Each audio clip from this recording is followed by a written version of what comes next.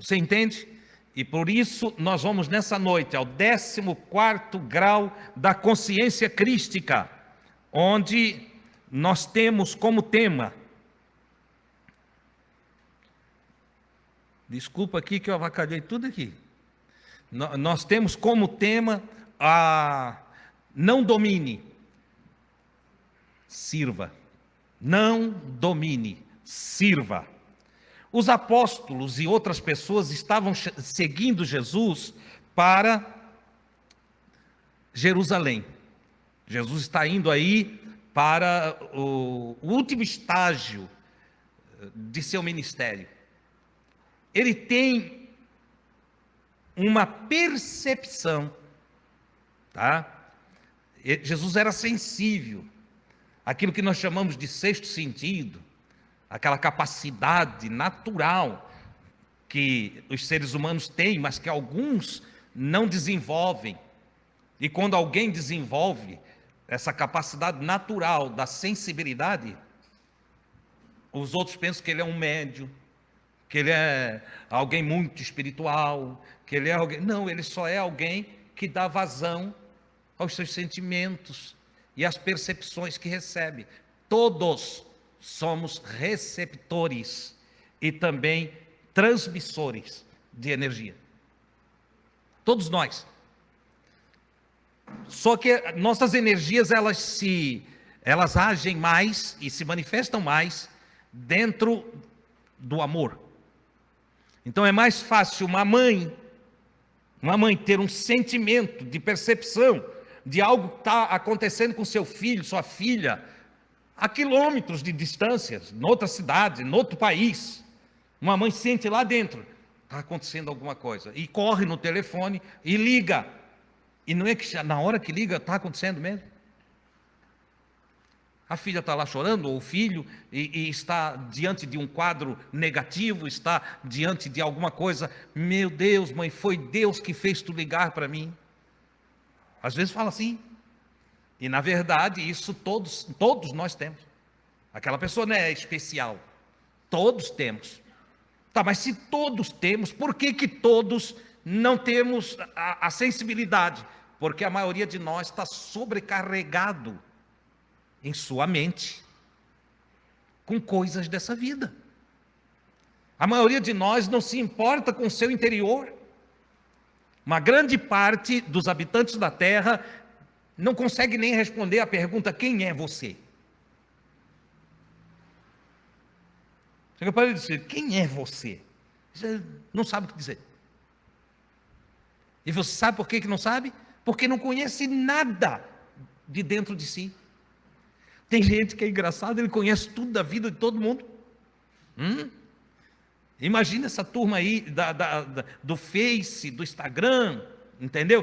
Que sabe tudo, sabe a idade do Roberto Carlos, sabe da namorada do Roberto Carlos, vamos para outra agora, sabe da Anitta, sabe do Lula, sabe do Bolsonaro, sabe da vida de todo mundo, está acompanhando todo mundo. Você acha que sobra tempo para essa pessoa se conhecer?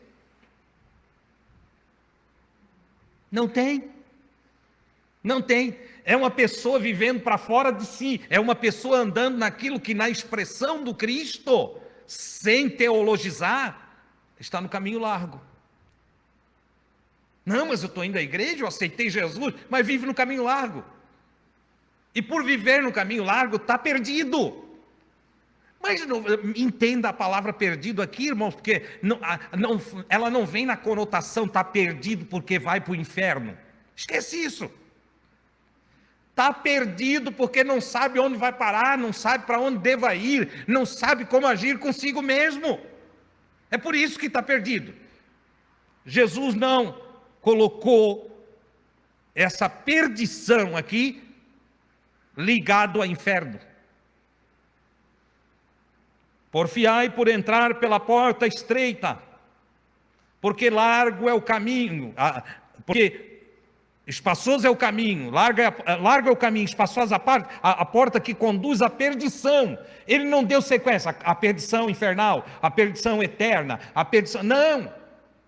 Ele está dizendo que a pessoa que está vivendo para o mundo se perde em sua psique. Imagina agradar todas as pessoas na moda atual. Quanto sofrimento, que crise.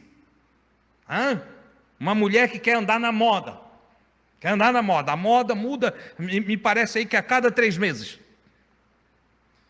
E a mulher quer andar na moda. O marido não tem dinheiro. Olha o conflito em casa. Acaba arruinando o casamento e os dois se separando porque ele não tem dinheiro para deixar ela andar na moda. Você está entendendo? É disso que Jesus está dizendo. Aqui a pessoa se perde. Para fora a pessoa se perde. Entendeu? Agora a pessoa que caminha para dentro, estreita é a porta e apertado o caminho, que conduz à vida. A vida começa lá dentro. A tua vida, a minha vida não é o que nós olhamos no lado de fora. Não, olha, eu podia ter uma vida melhor, mas eu moro aqui com uma vizinhança ruim. Que bobagem. Você pode ter uma vida 100% morando na favela. Você pode ser um favelado tão abençoado, entende? Ou um hippie como Jesus, né? Jesus acho que foi o primeiro hippie, entende? Ele saiu pela rua fora e não quis ter nada, entende? E aonde dava um lugarzinho para ele, fica aqui hoje, senhor, ele disse, pode ficar. E ficava.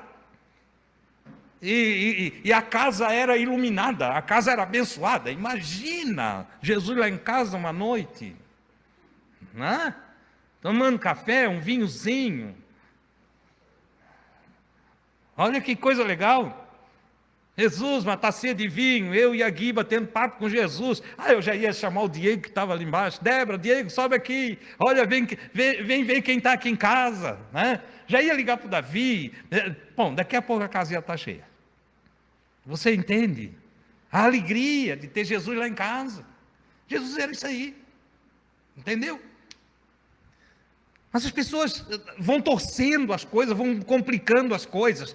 Então, viva a vida para dentro, porque não haverá felicidade para fora. Afinal, gozo e tristeza você vai sentir onde? Dentro. Hoje o inimigo está atrapalhando aqui. A cara deles agora, mas como que inimigo? Eu fui fazer uma edição aqui e as letras estão me atrapalhando, mas tudo bem, eu estou na sequência certa aqui, ok? Quem sabe é providencial, né? Quem sabe é providencial. Vamos lá. Então, a alegria ou a tristeza é interna. Ela não se dá pelo lado de fora. Tu não acha a tristeza por aí. Que se a gente encontrasse a tristeza pelo lado de fora, a gente matava ela. Não é verdade? Deixava só a alegria viver. Mas não, é dentro. Então não é o externo que faz a minha vida. O externo faz eu me perder. Entendeu? O que faz a minha vida é o interno, é a parte interna.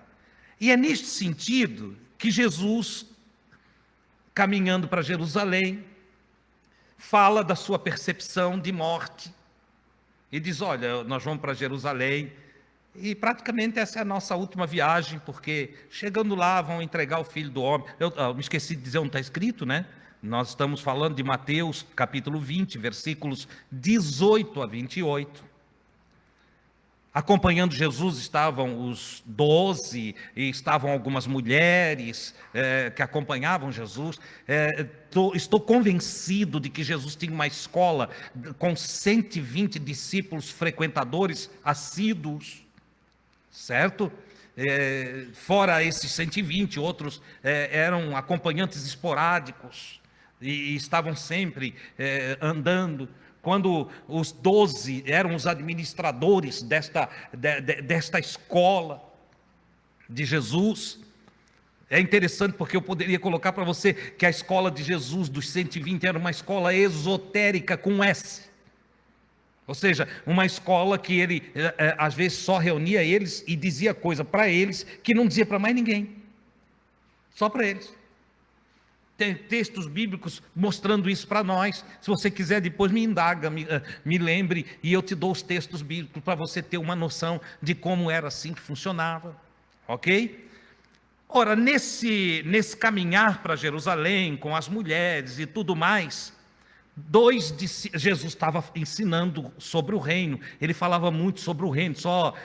O reino de Deus, ele vai se estabelecer. Vocês aguardem, porque o reino vai ser estabelecido. Daqui a pouco Deus vai estar botando ordem na casa. Era o ensino de Jesus. Acontece que alguns dos seus alunos entendiam tudo errado, como aqui na casa dos amigos. Tem gente que vem e entende tudo errado. Eu trouxe o ensino aqui, eu disse: esse ensino vocês não falam para ninguém não, porque vocês ainda não estão dominando ele.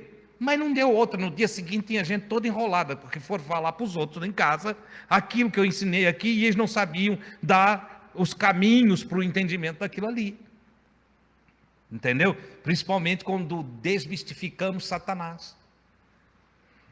Teve gente que saiu por aí falando, eu disse: não fala, que você vai se atrapalhar, você tem que primeiro dominar. Fale do que você entende, daquilo que você domina, daquilo que você já compreendeu, que está pronto na sua mente e que não tem nenhum parâmetro para derrubar você. Senão você vai começar a arrumar confusão. E é engraçado que tem uns que vão, arrumam confusão e chamam a gente para ir lá consertar. Na hora de apanhar, não, vou chamar o pastor Adilson. Veio uma pessoa comigo e quando você falou Satanás, ela saiu da brava e nunca mais voltou. Fazer o quê? Não entende. É assim mesmo. Tem pessoas que não entendem. Eu perdi amigos, entendeu? Porque eles eram amigos de Satanás. Eu os perdi.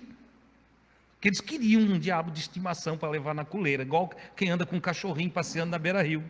Entende? Tira o diabinho dele e ele fica todo, mas agora, em quem que eu boto a culpa? Como é que vai ser? Já falei isso para vocês, ok? Dentro do processo, sem entendimento, caminhando com Jesus, ouvindo a respeito do reino, ouvindo que todas as coisas o Pai vai coordenar para um futuro maravilhoso. Tiago e João, chama a mãe dele, que está caminhando também em direção a Jerusalém. Ô mãe, tu escutaste o que Jesus falou aí? O quê? Não, ele está falando do reino, ele vai ter trono, vai ter mais 12 tronos. Jesus estava dando um exemplo que todos iam ser entronizados. E aí disse: mãe, eu queria que tu falasse com ele ali, porque se eu for vai ficar feio. Mas vai tu, mãe. O que tu quer, meu filho? Não, vai lá, diz para ele deixar o Tiago sentar na direita e eu na esquerda. Lá no reino, quando chegar o reino. Detalhe, eles pensavam que o reino ia ser ali. Que Jesus ia correr com os romanos e que ia pegar o trono de Davi, que é em Israel, e eles iam poder então lá no palácio real, reconstruído, se assentar um à direita e um à esquerda de Jesus. O topo, orgulho, soberba, desejo de grandeza. Aí vai surgir o ensino de hoje, porque a mãe deles foi. Vou detalhar aqui um pouquinho. A mãe deles vai lá se ajoelhar. Na sua Bíblia está escrito que ela o adorou. Está errado. O texto grego não diz que ela adorou Jesus. Na sua Bíblia está escrito assim. Mas o texto grego diz que ela prostrou-se diante de Jesus. E a palavra grega usada ali, ela trata de reverência, respeito por uma autoridade, por um rei, por um governador, por um magistrado. Tem nada de adoração não. Até porque a mãe de Tiago e João ela era judia. E uma judia jamais ia adorar um homem. Mas aí é uma forçação de barra do padre João Ferreira de Almeida, tradutor das nossas Bíblias, que forçou a barra e botou lá que A mulher veio e adorou, a mãe dos filhos de Zebedeu, veio e adorou Jesus. Não é que adorou, não. Ela só reverenciou o rei. Os filhos pediram para ela falar com o rei, para o rei deixar eles assentar cada um do seu lado, egoístas. Se ele vai reinar, que nós sejamos os da frente, que nós estejamos ali bem pertinho, bem juntinho. Ao que desperta Jesus para dar um ensino muito especial, que é a essência do ensino dessa noite. Entendeu? Porque então, Jesus olha para ela, ela chamou Jesus à parte, tá? E Jesus olha para ela e diz, tu não sabe o que está pedindo. E já, vocês não sabem. Vocês não sabem o que estão pedindo. Entendeu? Isso aí o reino de Deus é por meritocracia. Você tem que ter mérito para estar lá. É segundo as tuas obras.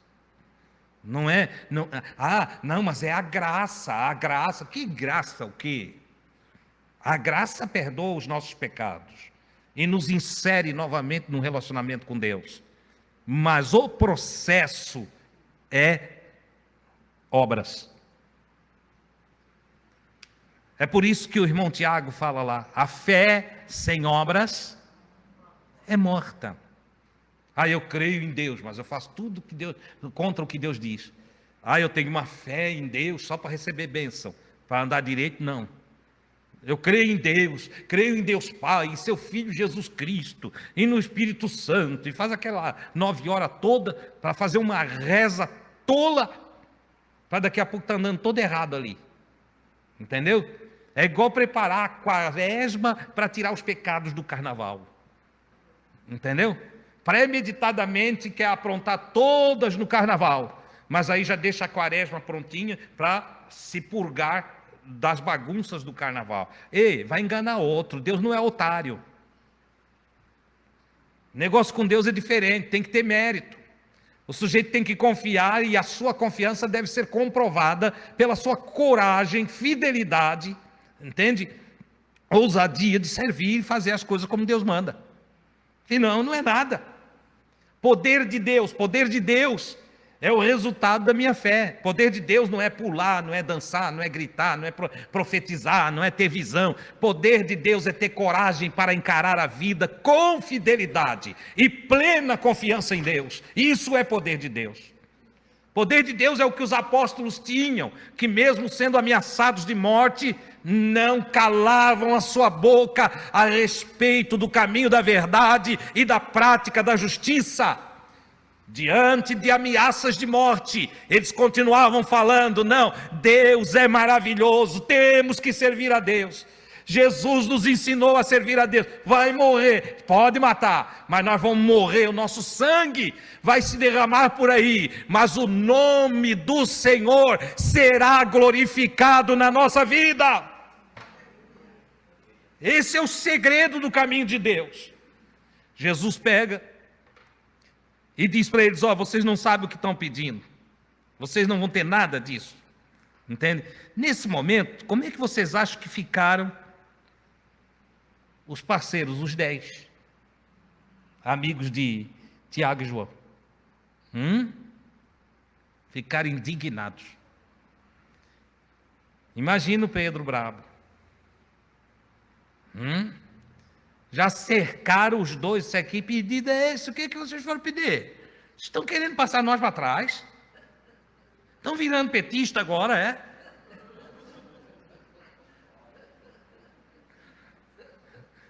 Talvez o Tiago disse, não, eu sou bolsonarista, eu sou evangélico. Você entendeu? Já fez uma divisão no grupo, e já rodearam tudo ali, e aí Jesus acalma ele, sossega aí, vem cá, vou falar uma coisa para vocês. E aí o mestre disse, no mundo, os homens do sistema político e religioso dominam seus próprios irmãos e entre vocês não será assim. Vocês vão ser diferentes dos mundanos. Vocês têm que aprender a olhar para o reino do Pai. O reino de Deus é diferente. No reino de Deus, ninguém deve dominar ninguém. Nem tu, Pedro, que serás o primeiro Papa. Detalhe, esse serás o primeiro Papa é minhas palavras. Não é o que está escrito. Preciso ser fiel ao texto, né? Mas aqui conjecturando, mais tarde, a Igreja Católica vai apresentar Pedro como o primeiro Papa do cristianismo. Não é assim? Então Jesus podia ter dito aqui, nem tu, Pedro, que serás o primeiro Papa, dominarás teus irmãos. Tu não vai exercer domínio. Tu não vai ter comando sobre os teus irmãos. Tu não vai trazer pregações para manipular os teus irmãos. Cada ser humano deve ser livre. Cada ser humano deve pensar, refletir e fazer as suas escolhas. Até porque ninguém responderá por ninguém diante de Deus. O padre não responderá pelos fiéis que a ele estão unidos na congregação católica.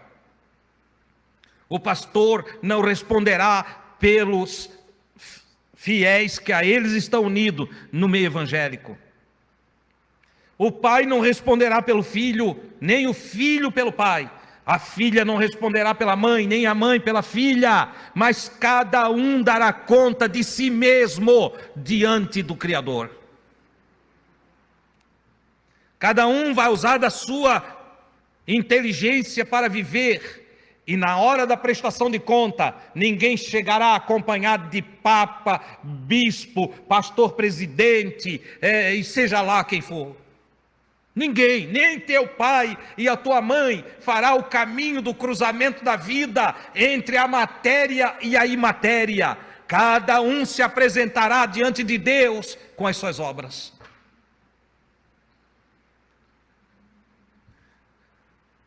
O computador, o corpo, o cérebro parará de trabalhar e vai tombar. Vai para a sepultura. Mas o HD, a memória, a consciência vai se apresentar diante de Deus. E tem gente que pensa que Deus vai ficar lembrando o sujeito daquilo que fez de bem e de mal. Não, Deus não vai ficar lembrando você de nada. Ele só vai botar a senha e o teu próprio HD vai rodar. É você que se lembrará. Sou eu que terei a lembrança. Quando lemos em Lucas a parábola do rico e do Lázaro, nós sabemos do sepultamento do rico, que não foi praticante do bem. Como aqui várias vezes já falei que o segredo e o resumo do Evangelho é: pratique o bem. No outro lado da vida, o rico, ele tem entendimento de tudo que fez. Ele tem uma consciência tão amplificada, tão elastificada, tão grande, que ele nem pede para sair de lá. Você já leu o texto várias vezes? Ele pede só para ter um alívio de seus sofrimentos, em sua consciência que o acusa de ter tido tempo para fazer o bem e não fez. E ele, num simbolismo, pede uma gotinha de água para saciar a sua sede. É uma parábola, isso não é uma realidade. É um comparativo entre a consciência que me acusa e a consciência que está em paz com Deus, a do Lázaro. Na parábola ele pede para o Lázaro: dá um alíviozinho para mim aí, uma gotinha d'água, mas olha só o dedo já está bom. Olha que coisa interessante. Mas é dito para ele: quem está aqui não dá para ir para aí, quem está aí não vem para cá. Entende? Corroborando as palavras do escritor aos Hebreus, que diz que o homem morrerá uma só vez, vindo depois disso o juízo. Ou seja, não dá para acertar no lado de lá. O purgatório não vale nada. Entendeu? A coisa é aqui, é agora. O período existencial da prática e o desenvolvimento do bem, da busca da sensibilidade para compreender o outro, para entender o outro, para libertar o outro, para deixar o outro ser o que ele quer ser. É aqui. O treinamento para ser um imitador de Deus é aqui.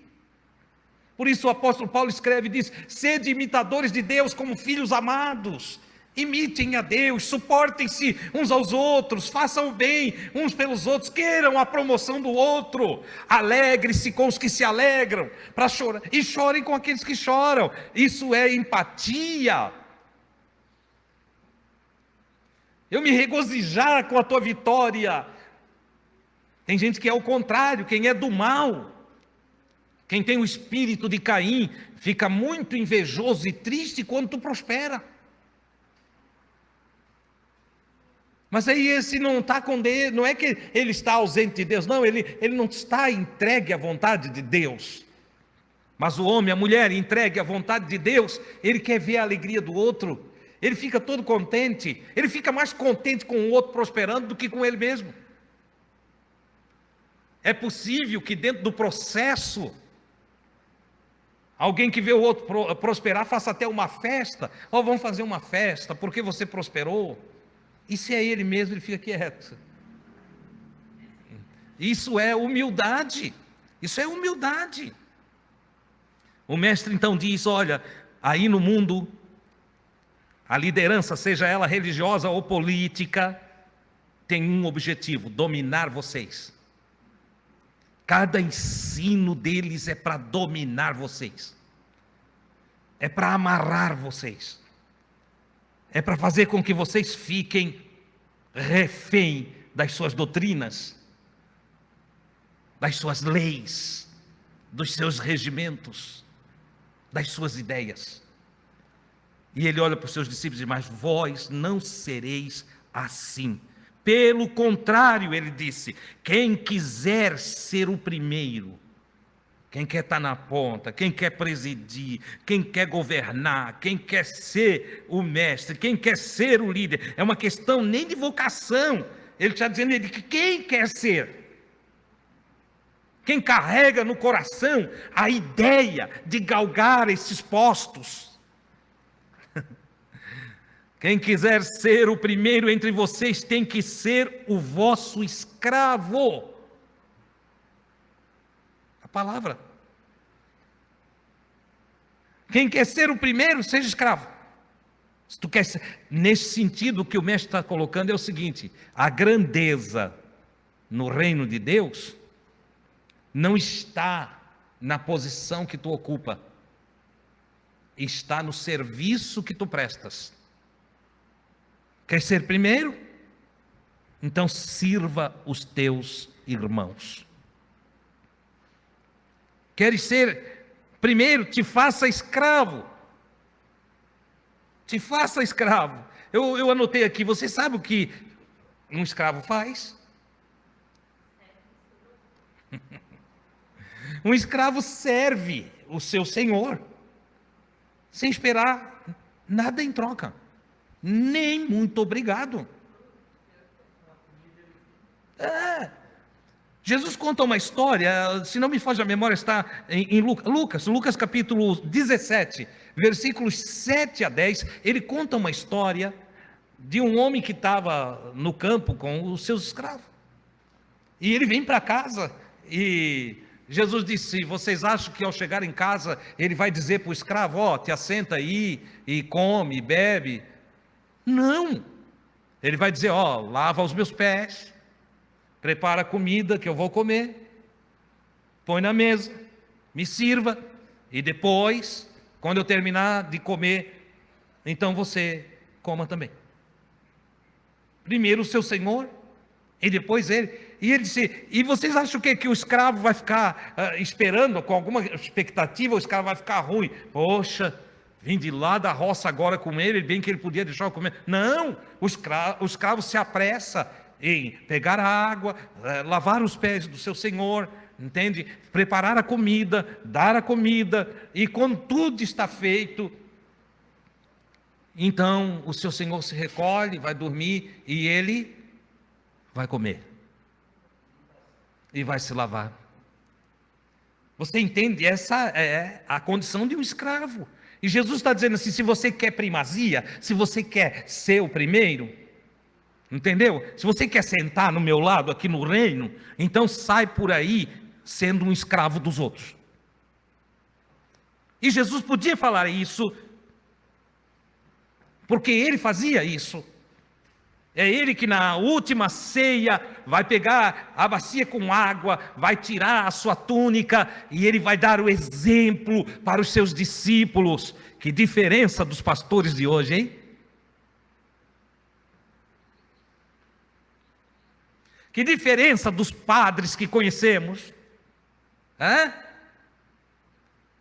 Ele vai lá e amarra uma toalha. Isso nós devíamos ter filmagem aqui para você ficar vendo como foi feito, porque ao se cingir com uma toalha, ele se coloca na condição de um escravo. E ele pega a água e pega a bacia e vai lá perto do pé do Judas, derrama água em cima e lava os pés do Judas, sabendo o que o Judas ia fazer com ele. E ele está dizendo agora aos seus discípulos: vocês querem ser grandes, vocês querem primazia, vocês querem estar na ponta, vocês querem ser pessoas elevadas? Aprendam a ser escravos umas das outras. É interessante, eu não sei se você, eu queria ter a noite toda para falar. Sabe por quê? Ele está fazendo um trabalho psicológico. Nessa época, ainda não existia nenhuma universidade de psicologia, nem de psiquiatria. Ele está inserindo no mundo humano um trabalho psicológico e psiquiátrico. Ele está preparando a mentalidade de seus discípulos para não querer nada, para não esperar nada. E com isso, ele anula toda sorte de frustração futura. Porque quando eu te sirvo como um escravo e eu não espero nada de ti, tu nunca me frustra. Sabe por que uma esposa se frustra com o marido? Porque ela se enche de expectativas a respeito do marido. Fica esperando, entende? E o pior não é isso, é que ela faz um desenho do marido na sua mente.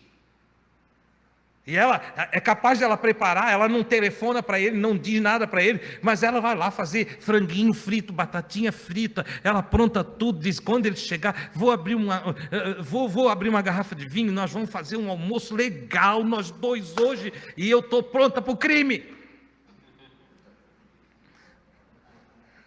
Você entendeu?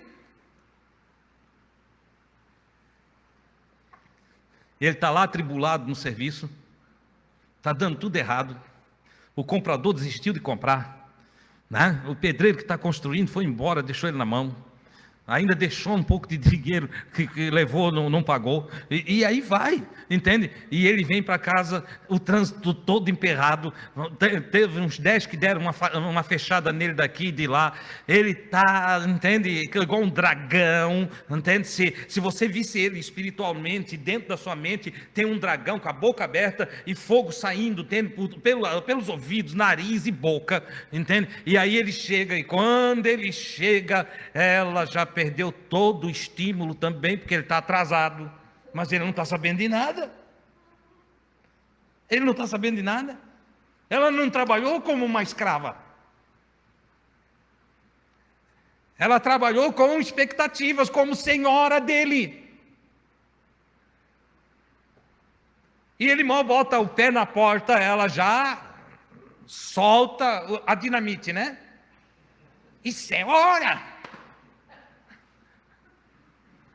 Ele não está bom, fogo na dinamite, explosão. Acabou tudo.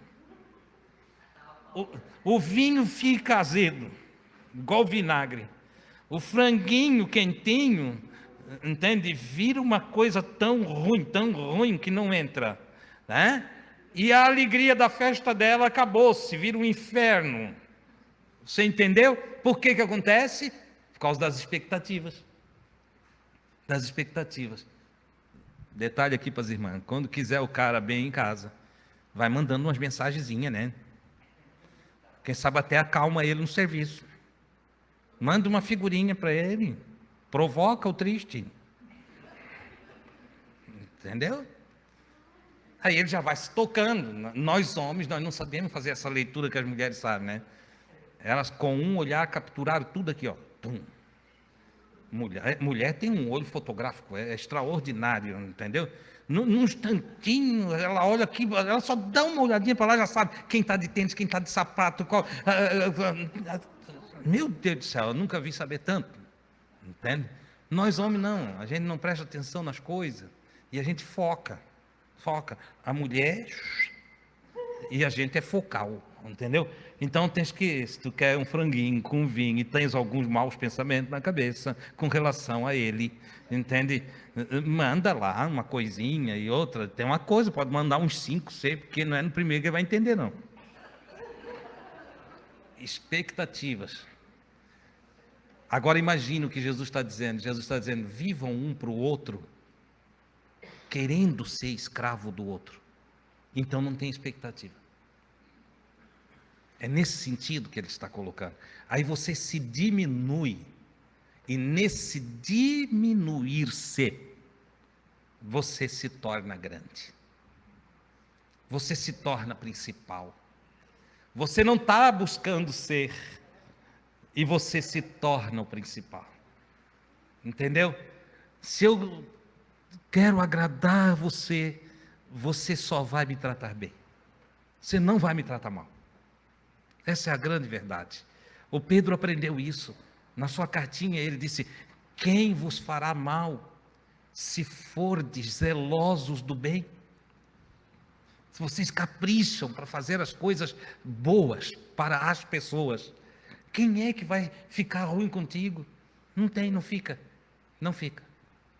Mesmo que perca o equilíbrio, logo voltará atrás e dirá: me desculpa, eu me desequilibrei aqui. Entendeu? Então Jesus está dizendo exatamente isso. Sejam pessoas que não queiram a primazia, que não queiram estar nos primeiros lugares, que não estejam afim de domínio dos outros irmãos de vocês, mas tenham cuidado com a postura de vocês.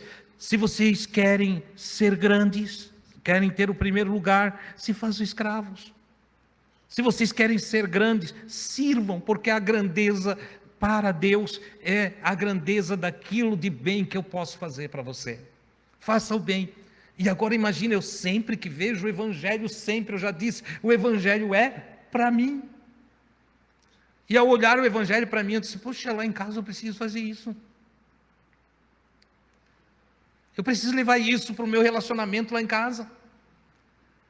E aí, lá de casa, imagina eu colocando isso em prática, logo a Gui, ela vai querer pôr em prática também, como quer até hoje.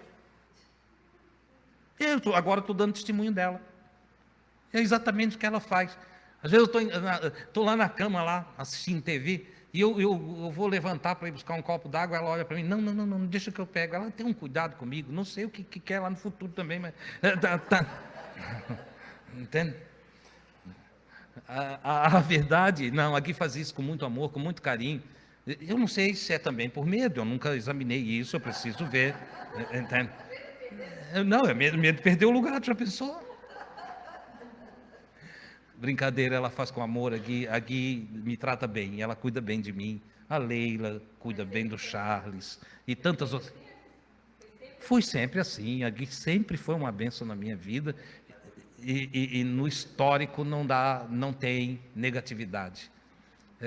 Até hoje não pensei em me separar, só orei para Jesus levar, entende? Mas Brincadeira, é brincadeira. É só para vocês rirem um pouquinho. Eu não posso perder a minha velhinha, né, Ricardo? Deixa ela ali, entende? Não, é uma benção, foi uma benção. Graças a Deus pela irmã Gui e pela nossa união.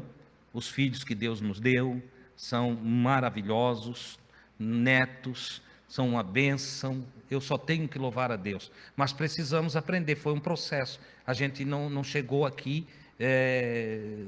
não tendo alguma dificuldade, não tendo algum momento de frustração. Não.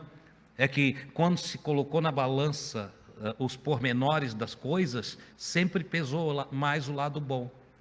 E onde pesa mais o lado bom, você não tem como desistir, porque é bom. Entendeu? Essa é a lógica da nossa vida. Eu quero concluir aqui, eu gastei todo o tempo, eu tinha mais tanta coisa para falar, mas vocês pegaram a essência aqui, né? Pegaram a essência. Deixa eu ver se eu deixei alguma coisa importante, senão... Não, é tudo isso mesmo que eu disse. Eu só quero então concluir lendo 3 versículos. Vocês anotem, guardem para vocês, que vai fazer contexto com tudo isso que falamos. Então, um está em Lucas 9:48. E aí eu já vou encerrar, só vou fazer essa leitura de 3 versículos. Então, versículo Lucas 9:48. Eu peguei aqui uma tradução diferente do que você vai ler ali, porque eu quis aprimorar os argumentos aqui. Ok? Ele lhes disse, quem disse? Jesus. Quem recebe esta criancinha em meu nome, está lá no 12º ensino que passamos. Quem recebe essa criancinha em meu nome, também recebe a mim. E quem me recebe, recebe também aquele que me enviou. Recebe a Deus. Pois quem se comporta como menor entre todos vocês é o que é grande. Olha só. Quem tem a habilidade de se inclinar, se encurvar, até para uma criancinha, entendeu? Ou para alguém inocente, ou para alguém muito simples, esses pequeninos, que não tem entendimento, que não tem uma visão ampliada, aliás, entende? Você se volta para essa pessoa com dignidade, dando a ela honra. Você se curva, olha olho no olho e você não se acha mais. Por mais sabedoria que você tenha, entendeu? Vamos dizer que você é um professor universitário, um doutor em qualquer área da vida, e você encontra alguém que nem sabe ler, e você olha para ela com igualdade. Jesus está dizendo assim: quem assim faz, recebe a mim, deu ouvidos ao meu ensino, e isso é consciência crística, e recebe aquele que me enviou. Olha que coisa interessante. Não seja grande, se faça pequeno. Romanos 12:3. Pois, por meio da bondade imerecida que me foi concedida, digo a cada um de vocês que não pense de si mesmo mais do que é necessário pensar, mas que cada um pense de um modo que revele o bom senso, conforme a medida de fé que Deus lhe deu. Então, não se ache. Você vai conversar com alguém que não recebe o ensino que você recebeu, com alguém que ainda nem ouviu falar de consciência crística. Não queira desprezá-lo pela falta de entendimento que ele tem. Tenha cuidado também quando você for conversar com alguém e ele vir com as doutrinas da igreja dele para você.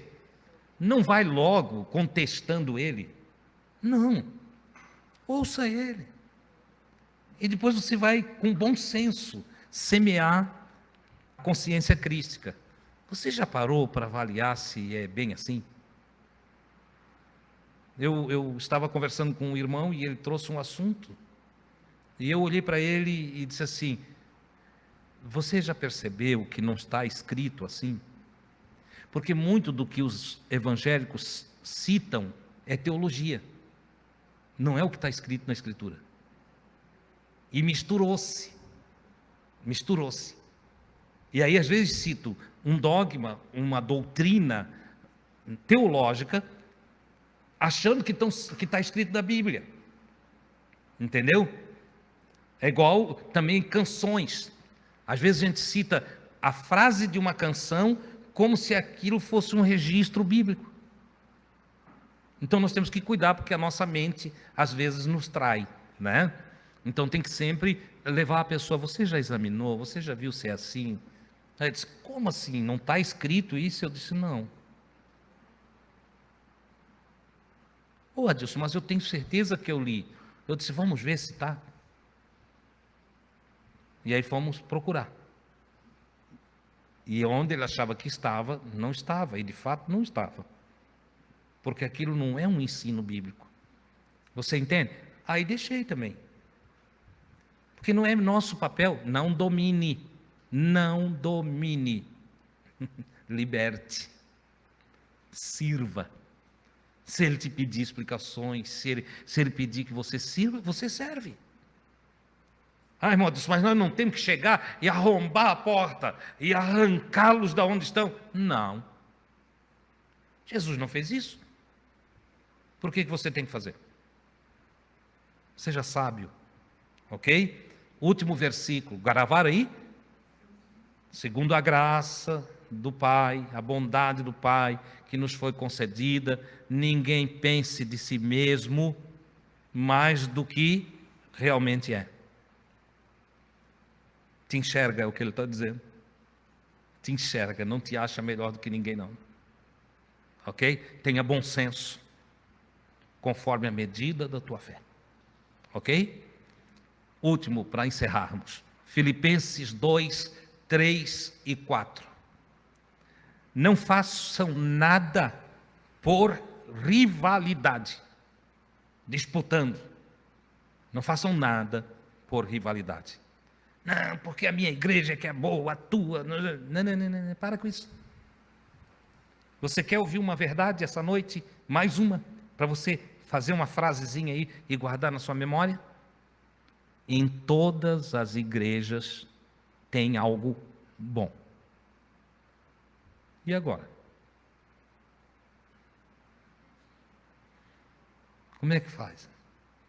Em todas as igrejas tem alguém que ama a Deus de verdade e que está ali na busca da verdade. Ponto. Então não faça nada por rivalidade. Não sai por aí esbarrando com as pessoas. Nós precisamos ser conhecidos pelo amor. Oh, os amigos de Jesus, aquela casa de amigos de Jesus lá tem um povo legal. Eles amam a gente, eles não se importam. Vocês sabem quem mais tem receio de evangélico? Vocês sabem, não? Os ubandistas, o pessoal do candomblé, os que têm arrepio em falar evangélico. Quando você encontra um, abraça ele, diz que você o ama. Porque crente tem o hábito, Jesus te ama, mas ele mesmo não ama, né? Ele não ama. Meu filho, você sabia que eu te amo muito? Desejo para você sucesso, muita iluminação e abundante paz.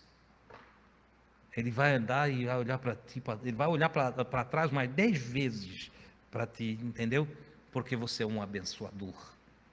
No meio desse mundo, cheio de tanta turbulência, um abençoador é alguém bem-vindo, é alguém querido. Faça isso. Concluindo o texto. Não faça nada por rivalidade, nem por presunção,